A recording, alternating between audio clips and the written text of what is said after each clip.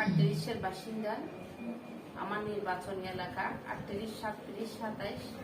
সবাইকে আমি প্রথমে আমার অভিনন্দন জানাচ্ছি এবং আমার সালাম জানাচ্ছি। আপনি যে বলছেন বিগত 17 বছর অনেক কষ্ট করে কাটিয়েছি আমি একজন মহিলা। আমি জানি না আমার মতো কষ্ট কেউ করেছে কিনা জানি না। আমার সন্তানরা ছিল একদিকে, আমি ছিলাম একদিকে। বিশেষ করে আমি 11 আসনের কষ্টবাড়ির এলাকায় আমি অনেক মামলা খেয়েছি। আমাদের নেতারা যারা ছিল বন্দর থানার সবার সাথে আমি একজন মহিলা। আমি 3বার নির্বাচন করেছি। আমরা কেন্দ্রে যাইতে পারি নাই। আমাদের কষ্ট করে এজেন্ট দিয়েছি, এজেন্টগুলিকে বের করে দিয়েছে। আমরা 17টা বছর ঘুমাইতে পারি নাই এবং ঠিক মতো খাইতে পারি নাই, সন্তানদেরকে সময় দিতে পারি নাই। আমি এটা আমার নিজের বলার না, মহানগরে জানে এবং আমার এলাকাও জানে।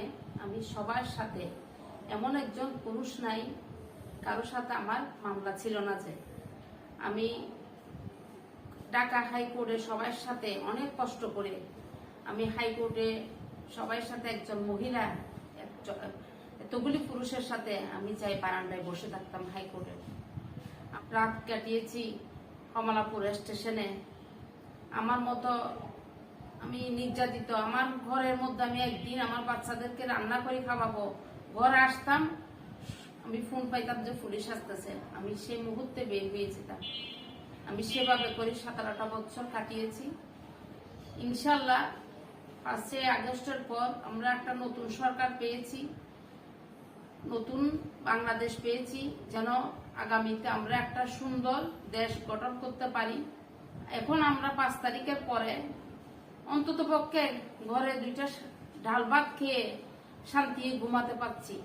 5 আগস্টের পরে যত নেতা কর্মী আছে যারা আপনার বউয়ের কাছে যেতে পারে নাই, মার কাছে আসতে পারে নাই, তারা এখন একটু শান্তিতে ঘুমাইতে পারতেছে, বাচ্চাদেরকে নিয়ে, বউ বাচ্চা নিয়ে সময়টা কাটাইতে পারতেছে। আমিও ঠিক সেরকম। আমি 28টা মামলার আসামি। আমি 3বার নির্বাচন করেছি কিন্তু আমরা কেন্দ্রে যেতে পারিনি।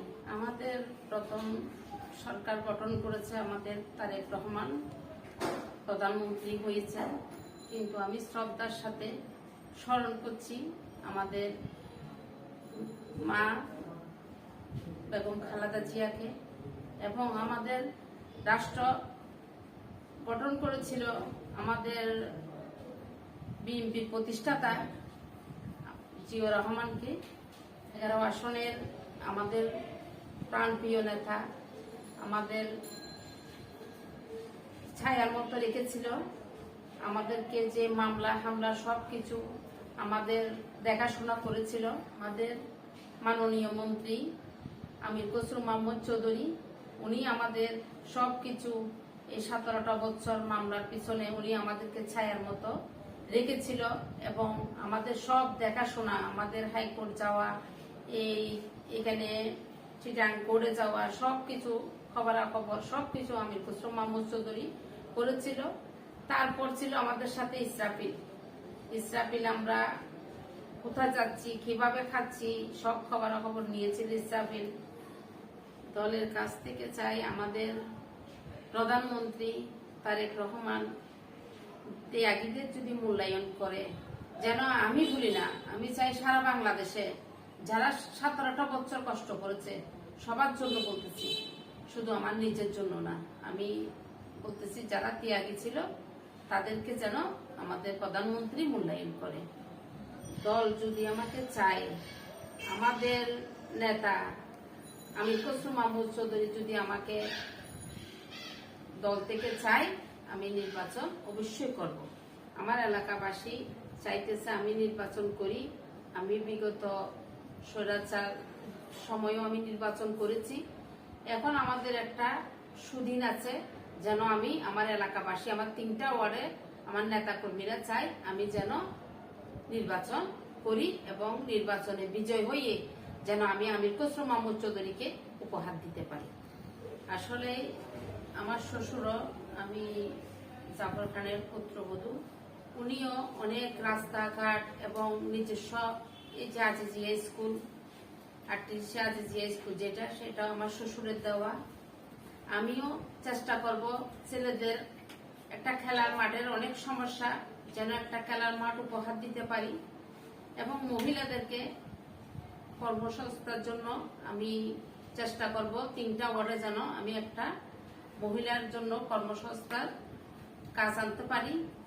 এলাকাতে মাদক, কিশোর গ্যাং, জলবদ্ধতা নিরসন, 38 জলবদ্ধতা থাকে বর্ষা হলে। আমি এই যে কিশোর গ্যাং আর মাদক, এই দুইটাকে আমি নিজের মতো করে যেন ওদেরকে আমাদের মধ্যে খেলাধুলার মধ্যে আনতে পারি, ওটার থেকে দূরে সরাইতে পারি, এটাই আমার লক্ষ্য থাকবে। আমার এলাকাবাসীর কাছে আমি 38, 37, 27 3টাই আমার এলাকা। আমার এলাকাবাসী আমাকে বিগত দিনও চেয়েছিল, এখনো চাচ্ছে। আমি ওদের কাছে চাচ্ছি, আমার দোয়া চাচ্ছি ওদের কাছে, যেন আমাকে সবাই মিলে একটা সুন্দর নির্বাচন হবে, ওই নির্বাচনটা যেন আমার 3টা ওয়ার্ডে আমার নির্বাচন করে জয়যুক্ত করে। আমার জন্য আমি দোয়া চাচ্ছি, এবং আমি সবাইকে আমার অন্তর থেকে অভিনন্দন জানাচ্ছি এবং সালাম জানাচ্ছি।